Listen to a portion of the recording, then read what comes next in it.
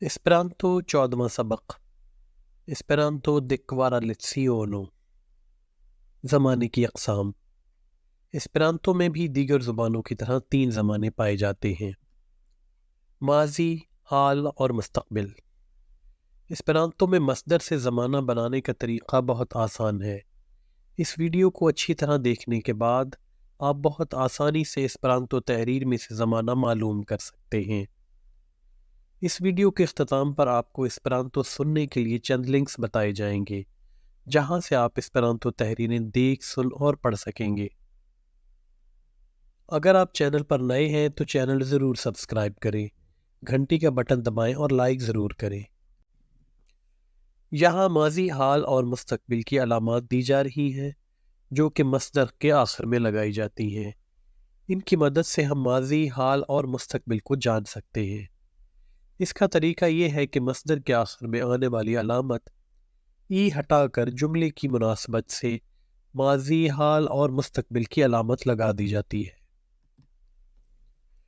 زمانے کی علامات: ماضی کی علامت ای سو، حال کی علامت آ سو، مستقبل کی علامت او سو۔ مصدر سے ماضی بنانے کی چند امثال: مصدر پڑھنا، لے گی۔ ماضی پڑھا، پڑھا تھا، لیگیس۔ مصدر دوڑنا، کوری۔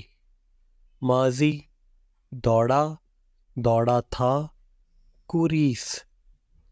مصدر کھیلنا، لودی۔ ماضی کھیلا، کھیلا تھا، لودیس۔ مصدر کھانا، مانجی۔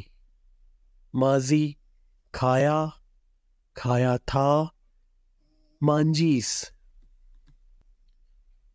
مصدر سے حال بنانے کی چند امثال: مصدر پڑھنا، لے گی۔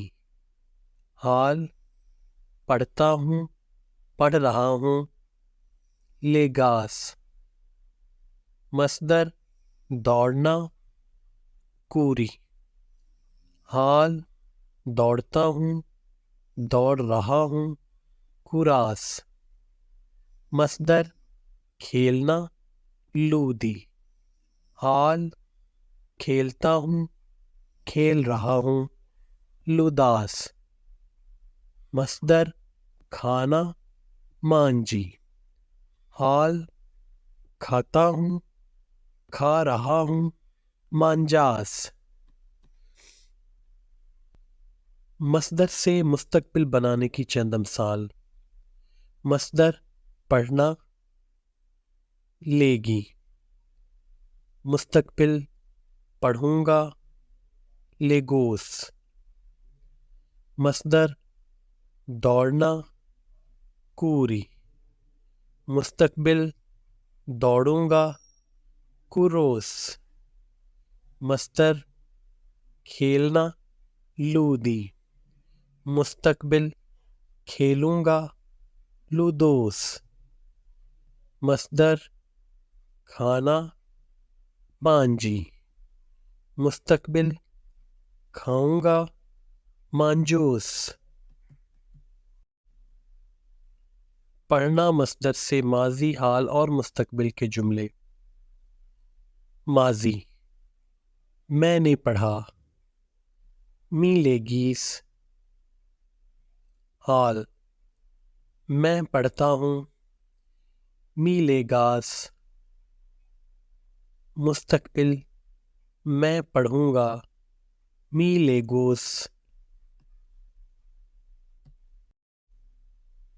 اس کے ساتھ ہی سبق کا اختتام ہوتا ہے، لیکن آپ دنیا بھر کی خبریں اسپرانتو میں سننے، دیکھنے اور پڑھنے کے لیے ڈسکرپشن میں دیے گئے لنک پر کلک کریں۔